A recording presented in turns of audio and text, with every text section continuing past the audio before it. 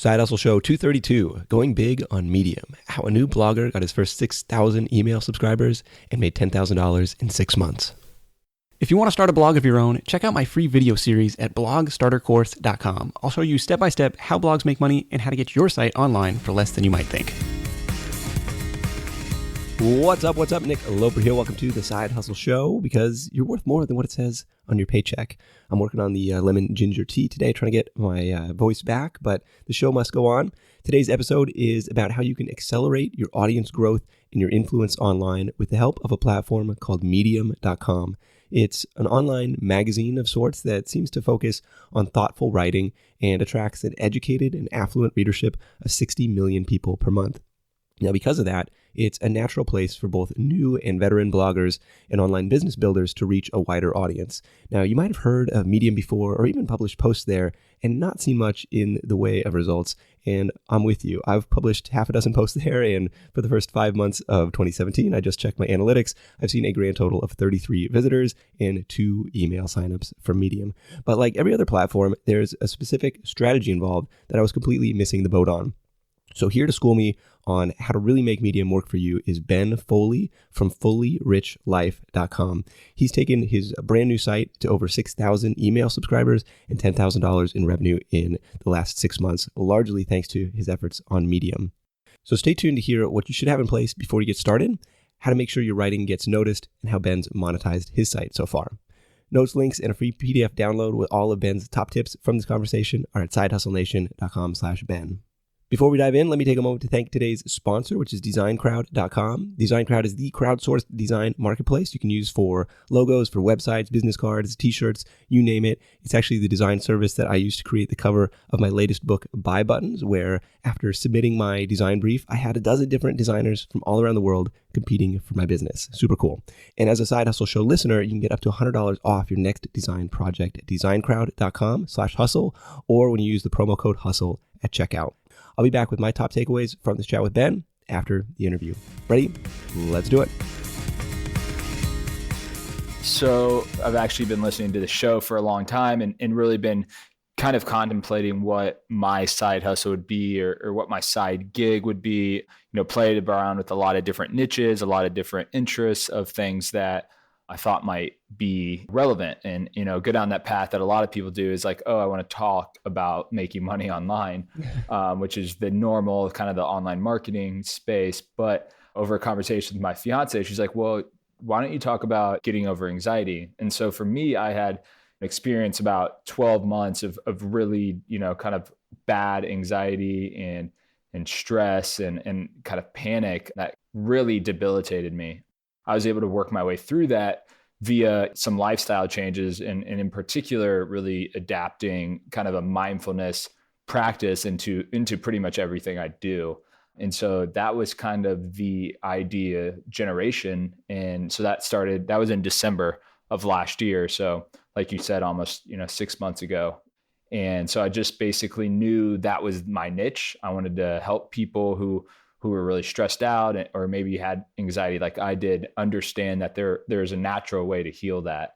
And so I did all the research, really did some immersive thoughts on how I could position myself differently than other people in the space and found that there's a lot of gaps because I'm a male and come from a finance background and most of the people in the space are, yoga teachers or people who are really preaching to the spiritual choir. And I kind of wanted to make what I was doing relevant to the guy working 80-hour weeks at Goldman Sachs or something like that. And so that was the idea. And it's been a great, rewarding ride ever since.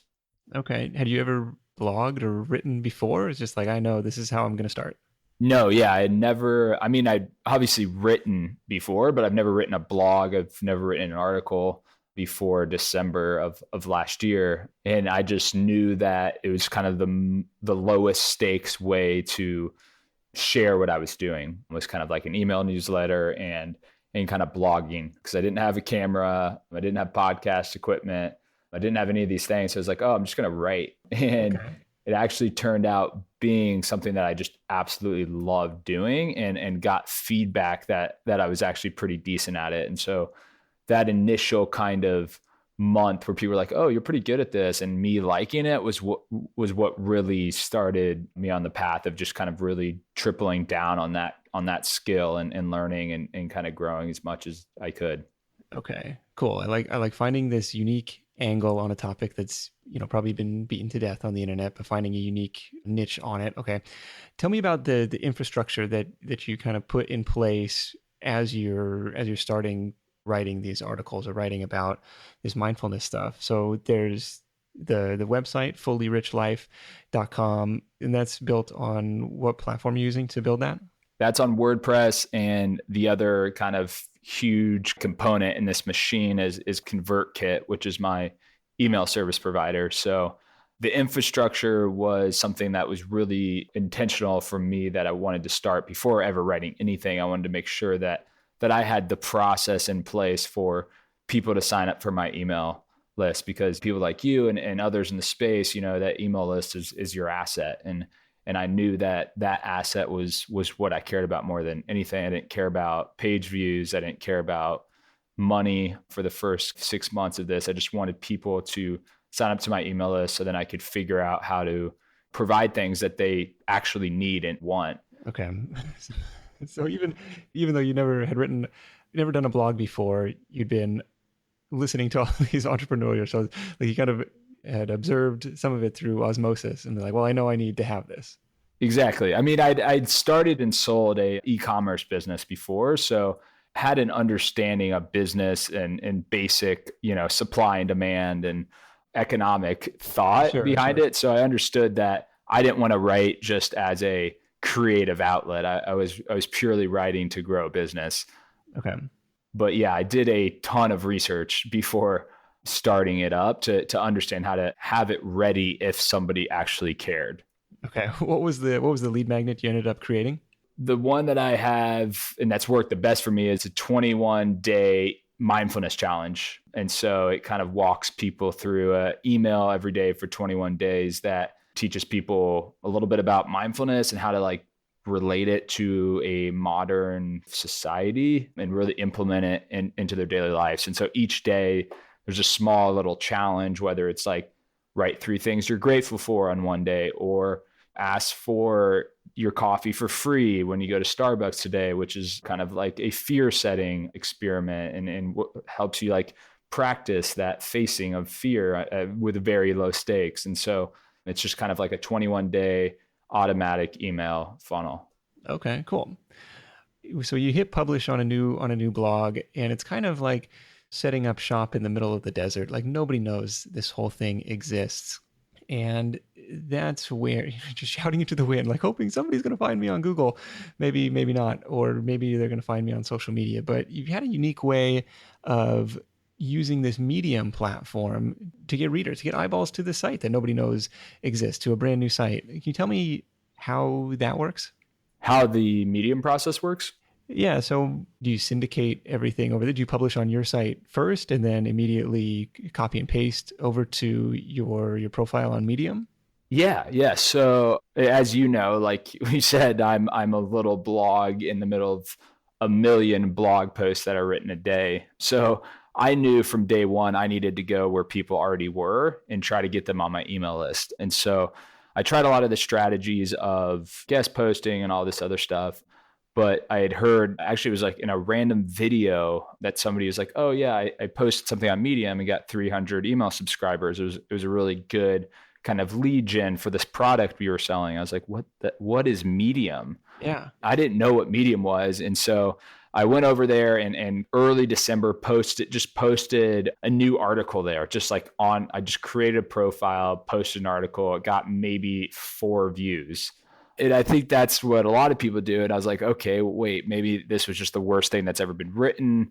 And so I kind of walked away for a couple of weeks and then came back to it when I had created one of these kind of 2,500 word guide type posts and started realizing that there's these microcosms of publications within Medium. And so they're called publications. And it's basically like a Huffington Post, but on Medium.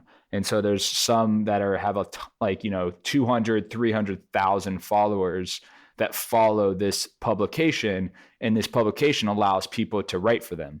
And it's very low stakes, way easier to get a writing gig for one of these publications than it is for, Huffington Post or an Inc. or one of these places. And they allow you to syndicate your post. It doesn't need to be original. And so I was like, okay, this is what I need to do. I need to take this blog post I had already written on my blog and then import it into Medium and try to pitch it to one of these publications. And so I got it on kind of a lower level publication, which that was when I got a decent amount of traction on that first post. I was like, oh, okay, this is kind of how the system works. And so I took the success of that and pitched a larger publication with the new post and being like, hey, I posted here, it did really well. I think this piece would be really great for your audience. Here's why. And then send him a link to the draft. And he was like, okay, let's publish it. And the cool thing about Medium is once you publish once for a publication, you become an author for that publication and you no longer need to pitch them. And so they have to approve your piece, but I've never had a piece not approved. And so that was kind of the strategy I took to kind of get into one of these publications. And then once you're in the publication, that's where you can really get a viral piece, or that's where you can get a ton of eyeballs. And that was kind of my strategy. Okay, interesting. So I'm on medium.com, like the homepage. How did you go about finding these publications? When I first went about it, I just typed into Google like Medium top publications. And I believe I forget what the website is called, but there's a website, really simple, one page website that lists all of the top publications on Medium and how many followers they have, what's their category, Twitter, Facebook. And a lot of these publications have like submission guidelines for how you get your pieces on their publication. And so I just started going through all the ones that fit, and some of these that are, have 200, 300,000 followers are run by guys like me. It's obviously The Economist and the Washington Post, and these people have Mediums as well. But those aren't even the big players really in Medium, which is really interesting, which is why I really liked it, because somebody like me who has zero background in writing and zero audience could pitch one of the top players in the whole infrastructure and get my piece published on their front page. And this is like, it didn't matter that you didn't have any social proof to speak of on the platform yet. Like you had that one article published and then you're kind of pitching the second one, and it didn't matter like, oh, I have 5 views or 5 followers. They're like, oh, this is a good piece of writing. We'd like to have it. Definitely.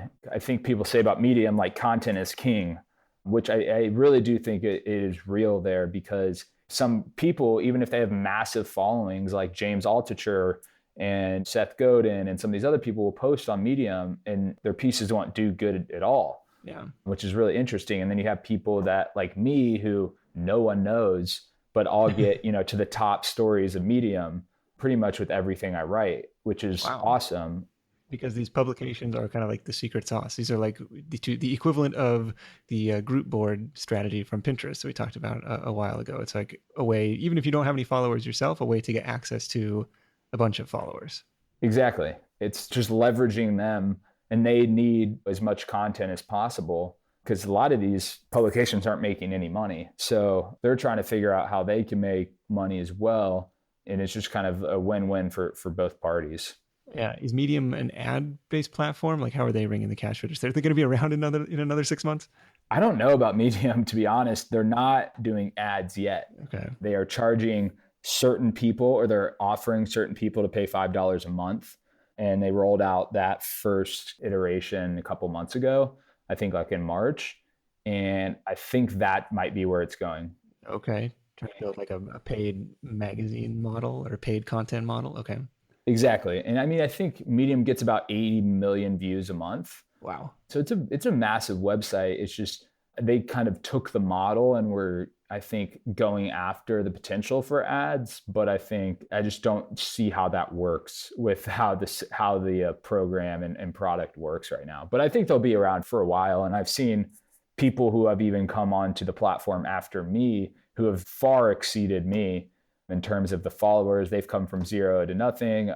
Another buddy of mine does career help and career search stuff. And he was kind of skeptical of Medium. I was like, put one piece on Medium and just see how it does. And he kind of went through this step-by-step process and got over 1,000 subscribers in a weekend. And he had only had 800 for the last 12 months.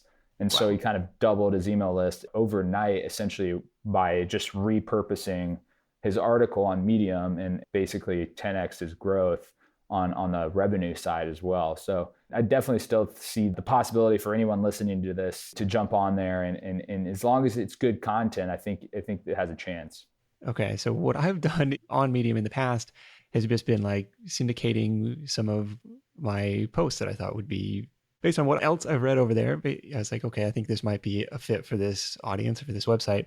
And so I'll copy and paste or syndicate it over there. And it sounds like what I should have done was reach out to these publications like, okay, here's something on entrepreneurship, here's something on productivity, here's something on, whatever, small business or startups or something. Is there a single person that you pitch, or do you kind of like lob an email to a general inbox and hope somebody sees it? No, I mean, it's different per publication, but most of the publications have an editor. And that's the person who usually has never done any editorial work in their life from what I've seen, but they are just kind of the person who started this Medium publication. And over the years, it's kind of grown a massive following. And so they're just kind of at the helm of it. And so for the top ones like the mission or personal growth, it's one guy who you pitch, and you can either do that via Twitter, or they have submission guidelines where you can submit like a pitch for a story. And that's kind of how I went about it. I just kind of sent a ton of emails over and over again. And then once I had one article that did well on Medium, then all of the other publications were pretty willing to give me a shot for an article, because it's pretty low stakes for them to give you a shot. Does that say at the top of the page who the editor is? It's pretty confusing. The whole Medium product just is still working through some kinks. I think if you search personal growth, and I think if you go to the bottom of the personal growth, I think it says like about personal growth. And in the about page, you'll get to see who the editors are, and then all the writers that write for them. Okay, so this interface may change by the time by this airs, because like any startup, things are always pivoting. Exactly. So I use the search bar at the very top, personal growth, and then in the drop down that appears, it says publications, and then there's a publication called Personal Growth. There is a publication called The Creator's Path, and there's even a little link that says more. So you can kind of dive in based on certain keywords and explore what's going on under there. So let me bring up the Personal Growth page. If I go down to the bottom, okay, so I've hit about personal growth. Okay, and then so this shows who the editors are. Perfect. And so you can message them either on this platform, or try and find them elsewhere and send them an email, or like you said, hit them up on Twitter.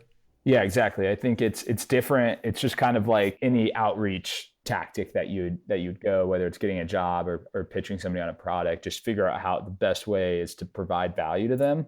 Personal growth, it was him actually reaching out to me after seeing I think I tweeted at him like 10 times and then no response. But then that one article, like I said, did really well. And then he tweeted back to me and said, "Hey, Ben, do you still want to write for Personal Growth?" Okay, cool. And I was like, yeah, that'd be great. And then they add you as a writer on Medium. And then from there, it's basically you can write however long you want, whenever you want, about whatever you want. Obviously, you're very well versed, and like keywords are really important on Medium just as well as your own blog. And so you're given the chance to tag each post with 5 keywords. If you do that correctly, then you become the top writer within those keywords. And so when people are searching Medium for, like, let's say entrepreneurship, or for me, it was health, that's how a lot of other publications like CNBC and New York Observer and Huffington Post and all these people, they said they found me by searching on Medium for top writers in health. And that's how I came up.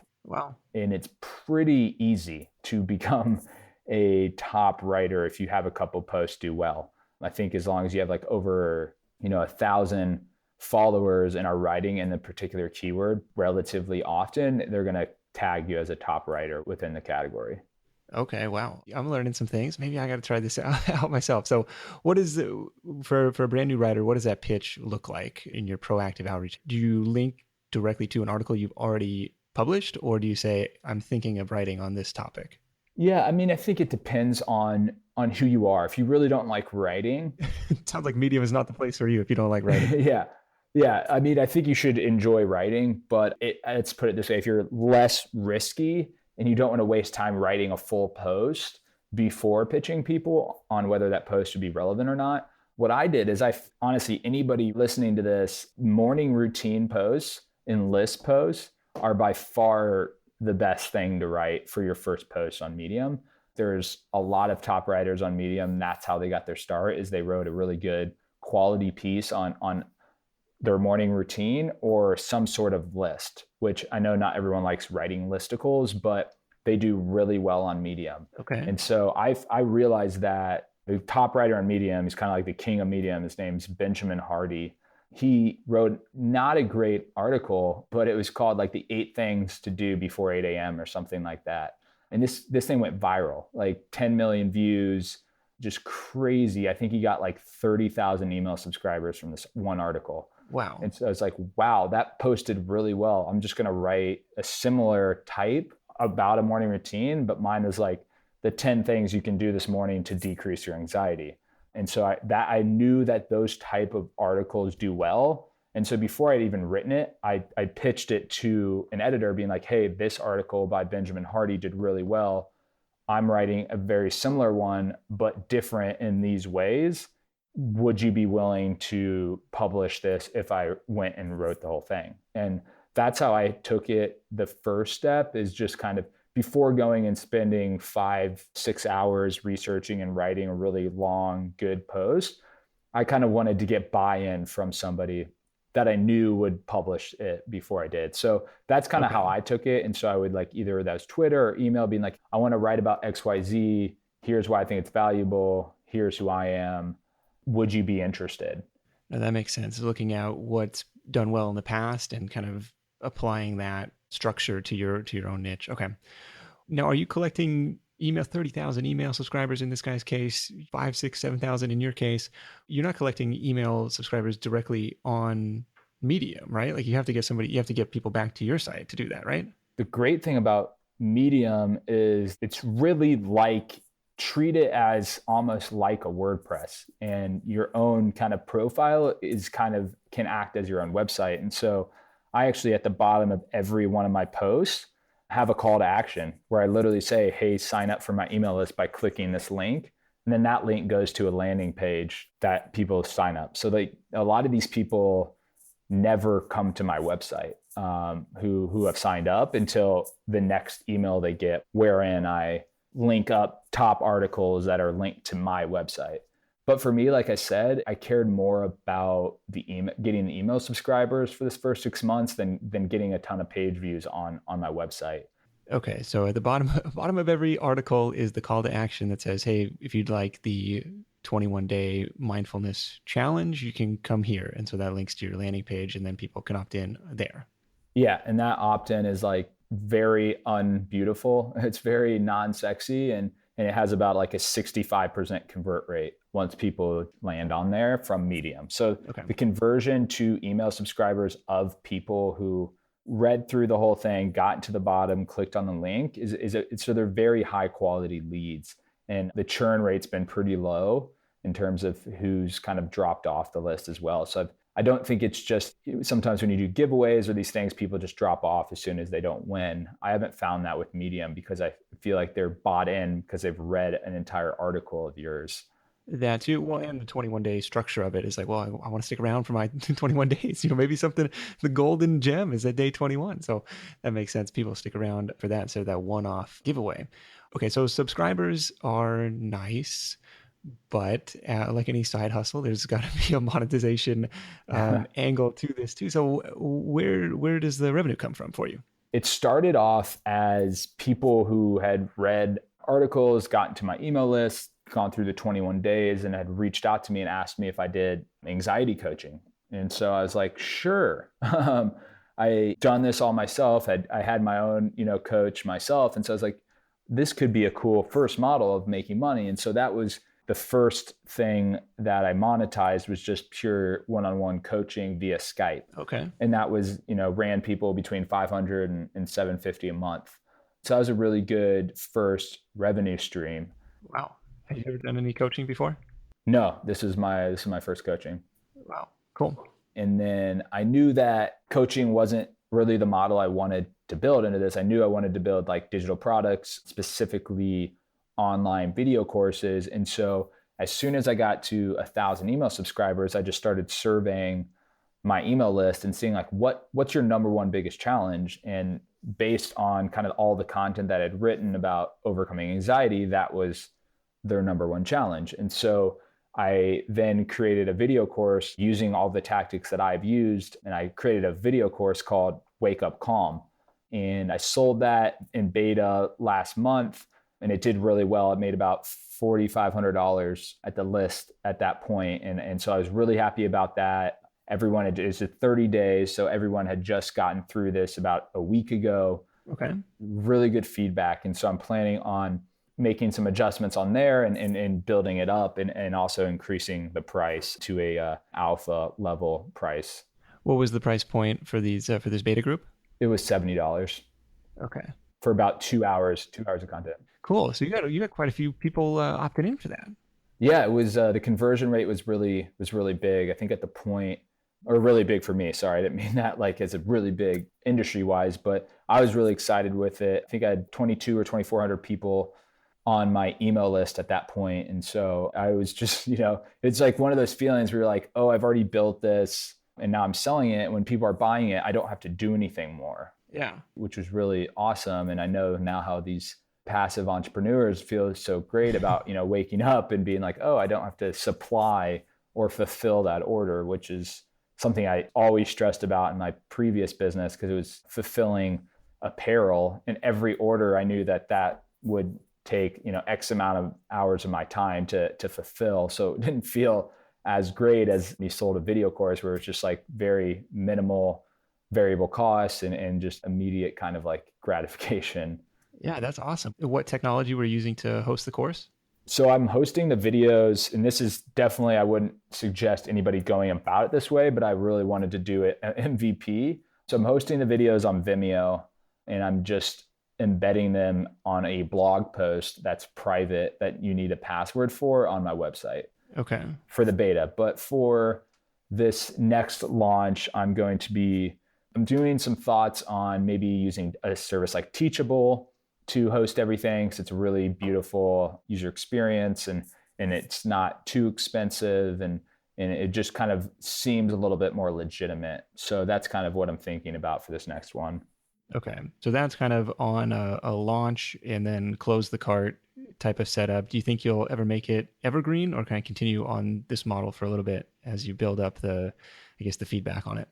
How I'm feeling about it right now is I really want to sustain this business at a base level and then go really do some bigger things. And so my goal is to launch this course in the next couple weeks after I get all these new additions and the new platform, and then add it to the end of the 21-day challenge as an evergreen course. And that's kind of my strategy right now. And then I'm going to go back to the drawing board and see what other products that I could build at kind of the larger and higher price point. Okay. Because I feel like this is a really great product and the feedback and people are really getting the results that I want them to get. And so I really enjoy that. And I kind of love the idea of having kind of I know $100 is probably not a low price point, but in the world of online courses, it's not $5,000, $10,000 courses. Yeah. And so I really wanted to have an entry level course that is super high value. I think you nailed the branding on it. Wake Up Calm. It's just like, well, that's the deliverable. And so I think that does well. And if that's what it delivers, $100, hey, shoot, that's not much to ask. Are you still doing one-on-one coaching as well? You said I really didn't love doing that. Yeah, I think that just like everything in life, you should test out new things to see if it's for you or not. And I tested that out and found out that it really wasn't for me. And so I still have some kind of closing up some coaching clients that I had on multiple month deals. And so that's kind of ending at the end of this month, I believe. Yeah, at the end of this month. And then I'm just kind of full blown on building out new products. I have a lot of stuff that I'm thinking about and just kind of working with kind of my audience to see what would really help them that they don't already have. That's cool. What's next? So I've been playing around with the idea of creating this journal, and same branding. I'm going to do it called the Wake Up Journal, and kind of very similar to like a 5-hour journal that maybe you're aware of. It's kind of like a gratitude, but also a way for people to, on a daily basis, just check in with themselves and check in with their stress and anxiety level in a way that allows them to quantitatively track it. Because a lot of times in journaling, it feels good. You feel like you're, cathartically getting through things or being grateful for it. But at the end of the day, it's really hard to track whether you're actually getting better or not. And that's something that I've been doing in my own journaling for a while, is just, putting like a 0 to 10 every day. And then just kind of tracking that like you would, a side business, and really trying to hone in on whether you're getting better, or whether this morning you're a 9. Wait, what did you do last night? Okay, stop doing those things and then you won't be a 9 anymore, versus going about it as like you are a product of your environment, really starting to try to control those inputs and get better. And so a lot of people have reached out asking for a physical journal. Okay. And although I love the idea of digital products for me, if my audience needs it, that's why I'm doing this. And so I want to build and create the products that help people overcome anxiety and live better. So if a physical journal is what they need now, I'm not going to not do it because it might take a little bit of my effort. Yeah, no, that's great. Asking people what they want. Journals are really hot right now. So that seems to be a trending thing. And I really like, again, taking the unique and, hey, look, coming from the finance background, and it's like, okay, this is kind of a touchy-feely thing, but like, here's a way to quantify it and do this, on a consistent basis. So Ben, this is awesome, man. I really appreciate you taking the time. I'm going to check out the mindfulness challenge at fullyrichlife.com. And let's wrap this thing up with your number one tip for Side Hustle Nation. Just ship it, I think, is the best advice I've ever gotten, and the best advice I give to anybody that says they want to start something. Just do it. And even if it sucks, just keep doing it and doing it and doing it until it gets a little bit better. But stop waiting, I think, is the best advice I've ever been giving. Just ship it, even if it looks terrible. Amen to that, Ben. Thanks so much, and we'll catch up with you soon. All right, man. Thanks for having me on. All right, my top takeaways from this call with Ben. Number 1, go where the people already are. This is the whole thesis behind my book, Buy Buttons, but it applies to blogging as well. Don't blog into oblivion on only your own site. And so that's kind of the promise of Medium, is that it greatly improves your odds of being discovered. And that's exciting because that's the battle that every new blogger, online business builder is fighting. Takeaway number 2 is to find relevant publications. This has been my mistake on Medium. I never took the time to learn how the platform actually works, and that's why I haven't seen any traction from it. And takeaway number 3 is audience first, product second. Good things can happen when all of a sudden you've got a bunch of people you can email and, like Ben did, ask what they're struggling with, and then create the products and services to serve them. Be sure to hit up sidehustlenation.com/Ben to download the free PDF highlight reel from this conversation, as well as find all the links and resources mentioned. That's it for me. Thank you so much for tuning in. Until next time, let's go out there and make something happen, and I'll catch you in the next edition of The Side Hustle Show, where my guest will give you a step-by-step system to 10x your service business. I'll see you then. Hustle on. Thanks for listening to The Side Hustle Show at www.sidehustlenation.com.